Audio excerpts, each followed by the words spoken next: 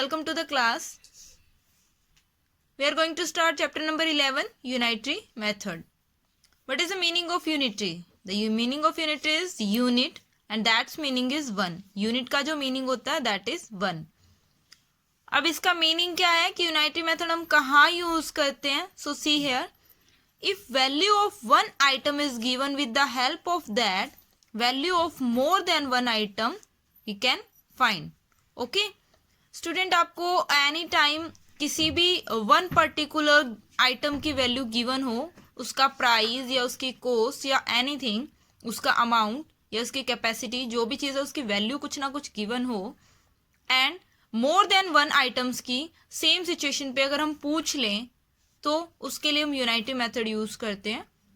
And इसका opposite भी हो सकता है. If value of more item is given and they are asked the value of one item, then also we'll use unitary method. See, there are two type of situation here. Two situation are given here. Show that if value of one item is given and find the value of 5 items, 5, 6, 7, यहाँ पे कुछ भी एक number of item हो सकता है. This is n items. n मतलब कुछ भी items हो सकती है. If value of one item is given और 1 से ज़्यादा values आपसे पूछी जाए, then we will do multiply. Okay students, like if you are going to the market, you are purchasing a pen and that cost is 10 rupees. आप एक pen purchase करते हैं और उसकी कॉस्ट 10 रुपीज़ है. आफ्टर दैट आप 4 pen purchase करते हैं. For that you will pay 40 rupees. It means 10 multiply 4, that is 40 rupees. You will pay to the shopkeeper. Similarly we will do here. The second type is if value of 5 items, 5 means यहाँ पे 5, 6, 7 कुछ भी n number of item हो सकता है. If value of more than 5 item is given, find the value of one item. ऐसी situation हो then we will divide that. Like if cost of 1 dozen banana is given 60 rupees, it means 1 dozen में आपके पास कितने bananas होंगे? 12 bananas होंगी. 12 bananas की cost अगर 60 rupees है और आपसे 1 बनाना की कॉस्ट पूछ ली जाए, that in that case we will divide 60 by 12 and in the table of 12 60 will come at 5. तो आपकी 5 रुपीज़ जो है वो 1 बनाना की कॉस्ट हो जाएगी. Okay students, so these 2 types of situation we will use here. Now see some question based on it. The question is the cost of one book is rupees 48. Find the cost of 23 book. So student, one book की cost given है और 23 की पूछा है. मैंने आपको बताया था if the cost of one item is given and more than one ask कर ले, पूछ लिया जाए, we will multiply in that case. So what will be the solution? Cost of one book, that is rupees 48 and we need to find cost of 23 books. What will the answer? Rupees 48 multiply 23. One book की cost 48 है और 1 से ज़्यादा books की cost पूछ ली गई है. In that case we will multiply and we will find the solution. जो भी इनका मल्टीप्लाई होगा that total rupees cost will become as your answer. Okay students, you need to show the multiplication properly. आप इस multiply को properly show भी करेंगे in the complete step. Okay students, 3 8 is 24, 3 4 is 12 and 2 14, 2 8 is 16, 2 4 is 8 1 9, 4 6 and 10 0, 9 and 10 and 1 11.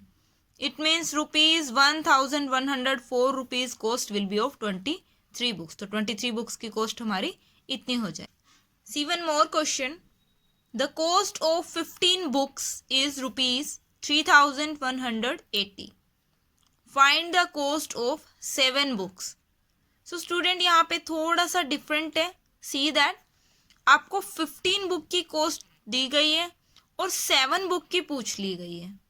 It means ना तो यहाँ पे 1 से मोर देन है और ना ही मोर देन से 1 है, बट 1 नहीं है बट मोर देन से कोई लेस वैल्यू का पूछा गया है. So see how we'll do it. The cost of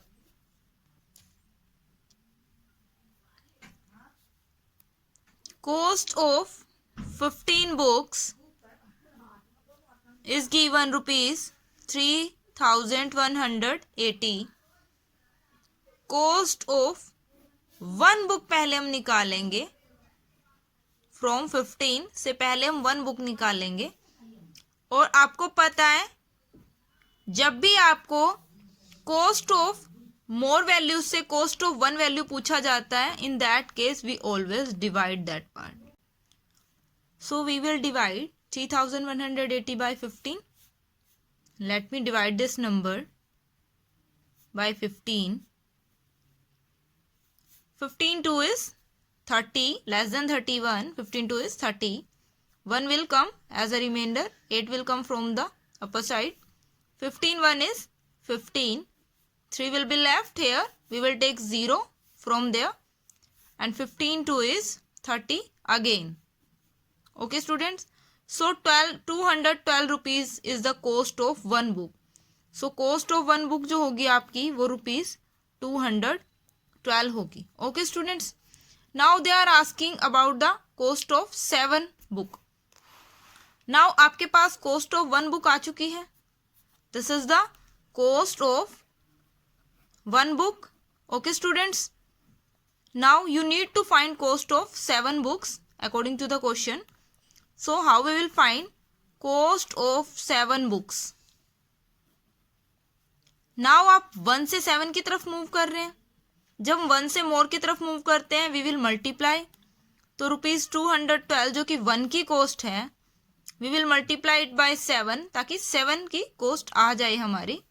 तो 212 को जब हम मल्टीप्लाई करेंगे 7 से, what we will get? 2 7 is 14, 1 7 1 is 7 and 1 8, 7 2 is 14. So rupees 1484 is the cost of 7 books. So this question is the combination of those both type.